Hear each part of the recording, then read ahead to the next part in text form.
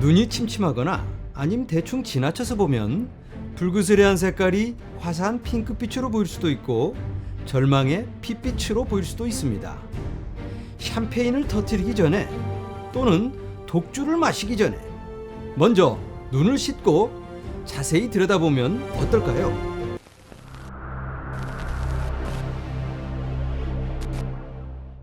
안녕하세요. LA의 비트슈아입니다. 비트코인 컨퍼런스 2021이 오늘 시작합니다.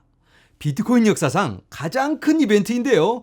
그 스케일이 어마어마합니다. 온라인으로 하는 게 아니고요. 직접 사람들이 비행기를 타고 와서 참여를 합니다. 5만 명 정도가 참여할 걸로 예상되고 있는데요. 스피커들을 잠깐 살펴볼까요? 자, 연사들인데요. 보시는 것처럼 정치인들, 우리들의 마이클 세일러, 트위터의 잭 돌시, 토니 호크라고 이 사람 스케이트보드 타시는 전설인데요. 이 사람이 비트코인에 엄청 투자하고 있다고 합니다. 또 보시면 유명한 사람들, 각계각층의 영향력 있는 사람들, 기관들, 투자자들 뭐 끝도 없습니다. 리스트가요. 자, 이렇게 끝도 없이 이어지고 있습니다. 스폰서들을 한번 보도록 하겠습니다. 이야, 보이시나요? 쭉쭉쭉쭉쭉쭉 뭐 큰 회사들 어마어마하게 많습니다. 마이크로소프트도 있고요. 자, 이벤트 순서까지 저희가 자세히 알 필요는 없고요. 중요한 포인트만 제가 정리해 보겠습니다.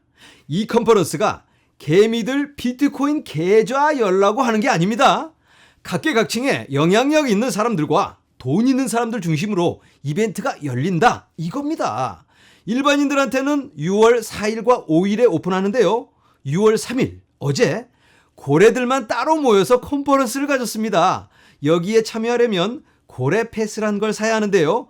경매로 3비트코인부터 시작했습니다. 1억 2천만 원 정도죠. 시작하는 가격이요. 얼마에 팔렸는지는 아직 모릅니다. 하도 궁금해서 가격만 알아보려고 제가 등록을 했는데요. 접수가 안 됩니다. 안타깝죠. 이거 알았으면 아주 재밌었을 텐데요. 어쨌든 경매에서 고래 패스를 산 사람 이름은 공개하지 않는다고 합니다. 어제 지들끼리 모여서 뭔 얘기를 했는지는 우리가 알 수가 없습니다. 너무 궁금한데요. 어쨌든 중요한 건 이런 고래들이 비트코인에 적극적으로 또 전략적으로 덤벼들고 있다는 겁니다. 이런 고래들은 저희랑은 투자하는 목적이 틀립니다. 저희처럼 비트코인으로 팔자 고쳐보려는 게 아닙니다. 죄송합니다. 제 얘기를 했는데요. 아무튼 이 사람들은 벌써 가지고 있는 부를 지키려고 비트코인을 사는 겁니다. 돈 있는 사람들의 기본은 분산 투자죠. 주식, 부동산, 채권, 금 이렇게 등등 여러 분야에 걸쳐서 투자를 한 다음 이게 떨어지면 저게 올라가고 저게 떨어지면 이게 올라가고 천재지변이 일어나도 자기들이 벌써 가지고 있는 부를 지키기를 원합니다. 인플레이션이 와서 자산 가치가 떨어진다니까 예전에는 금을 샀을 텐데요. 이제는 똑같은 기능을 하는 하지만 훨씬 더 우월한 비트코인으로 눈을 돌리고 있습니다. 현금 가치가 떨어졌을 때 비트코인 올라주면 되고 비트코인이 떨어지면 현금 가치가 올라주면 목표 달성입니다. 이 사람들은 비트코인 지금 사서 연말에 수익 실현하려고 하지 않습니다. 금도 한번 사면 10년, 20년씩 가지고 있거든요. 비트코인도 아마 똑같으리라 생각이 됩니다. 올 2월에 마이크로스트래티지의 마이클 세일러가 컨퍼런스를 했죠. 대기업들 비트코인 사기 전략에 대한 거였는데요. 반응이 아주 뜨거웠습니다. 이번 행사는 그거의 몇십 배라고 생각하면 될 듯합니다. 제가 반복적으로 얘기하고 있죠. 지금 고래들과 기관들의 움직임을 보면 비트코인의 미래는 이보다 좋을 수는 없습니다. 하지만 시장의 분위기는 공포와 불안으로 가득 차 있죠.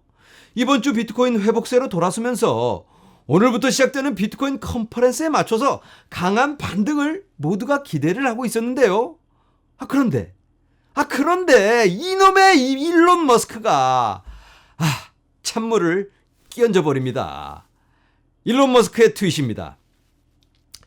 이 여자가 너랑은 끝이야. 다른 사람 생겼어. 하면서 그림 위에 비트코인과 깨진 하트가 있죠. 여기요. 일론 머스크가 비트코인은 버리고 도지한테 간다. 이런 의미로 해석이 되는데요. 도지코인 펌핑하는 거 좋습니다. 하지만 이렇게 비트코인을 밟아가며 할 필요는 없을 텐데요. 마크 큐반도 도지코인 펌핑하지만 비트코인을 디스하지는 않습니다.